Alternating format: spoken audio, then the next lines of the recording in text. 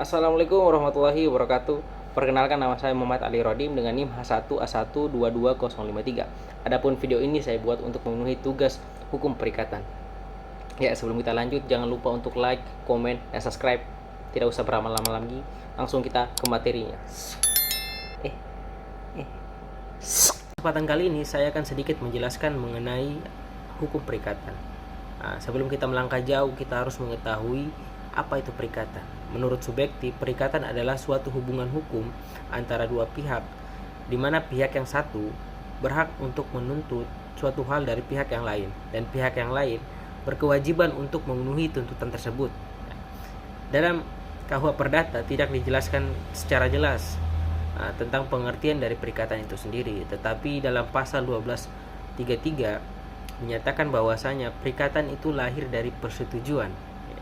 Dalam pasal 13 menyatakan bahwa persetujuan merupakan suatu perbuatan di mana satu orang atau lebih mengikat dirinya terhadap satu orang lain atau lebih.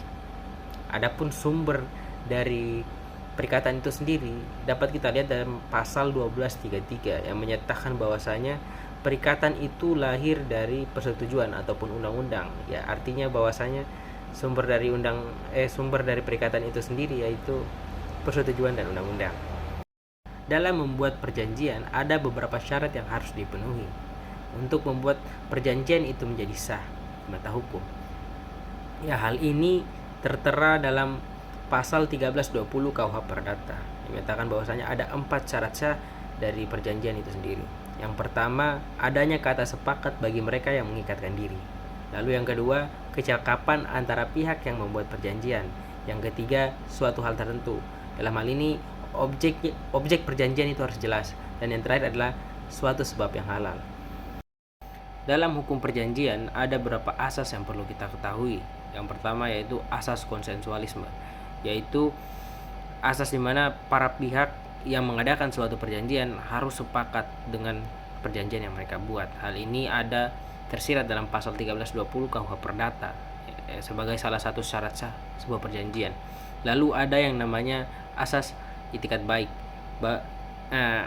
Hal ini tersirat dalam pasal 1338 ayat 3 KUH Perdata yang menetapkan bahwa kontrak harus dilaksanakan dengan itikat baik. Lalu selanjutnya ada asas kebebasan berkontrak.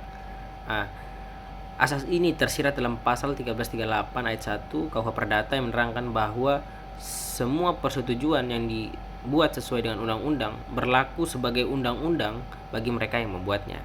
Lalu ada yang namanya asas kepribadian, yaitu asas yang menentukan bahwa seseorang akan melakukan atau membuat kontrak hanya untuk kepentingan pribadi atau perseorangan saja. Hal ini terdapat pada pasal 1315 KUH Perdata bahwa pada umumnya seseorang tidak dapat mengadakan perjanjian selain untuk dirinya sendiri. Lalu yang terakhir ada yang namanya asas Pacta sunt servanda atau janji yang harus ditepati. Asas ini merupakan implementasi dari pasal 1338 ayat 1 KUH Perdata bahwa perjanjian yang dibuat berlaku sebagai undang-undang bagi mereka yang membuatnya. Dengan adanya perikatan, maka akan lahir hak dan kewajiban bagi para pihak yang saling mengikat. Kewajiban untuk memenuhi tersebut dinamakan dengan prestasi. Dalam pasal 1234 KUH Perdata, prestasi umumnya ada 3. Yang pertama, memenuhi sesuatu, kedua, berbuat sesuatu, dan yang ketiga, tidak berbuat sesuatu. Lalu, ketika sebuah prestasi tidak dapat dipenuhi, maka akan terjadi wan prestasi. Ya, ada 4 jenis wan prestasi. Yang pertama, tidak melakukan apapun yang dijanjikan. Lalu yang kedua, melakukan tetapi tidak sesuai yang dijanjikan. Lalu melakukan apa yang dijanjikan tapi terlambat. Dan yang terakhir, melakukan sesuatu yang tidak boleh dalam perjanjian. Dalam pasal 1239 KUH Perdata diterangkan bahwa setiap perikatan untuk berbuat sesuatu atau tidak berbuat sesuatu wajib diselesaikan dengan memberikan penggantian biaya, kerugian, dan bunga bila debitur tidak dapat memenuhi kewajibannya. Apabila debitur melakukan wan prestasi, maka pihak kreditur umumnya memberikan surat perintah atau peringatan yang menerangkan bahwa pihak debitur telah melalaikan kewajibannya. Surat ini dikenal juga dengan surat somasi.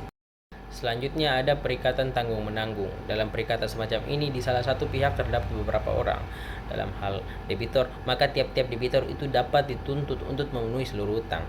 Dan untuk beberapa kreditor, maka tiap-tiap kreditor berhak menuntut pembayaran seluruh utang. Dengan sendirinya pembayaran dilakukan oleh satu debitur dapat melunasi atau membebaskan debitur-debitur lain.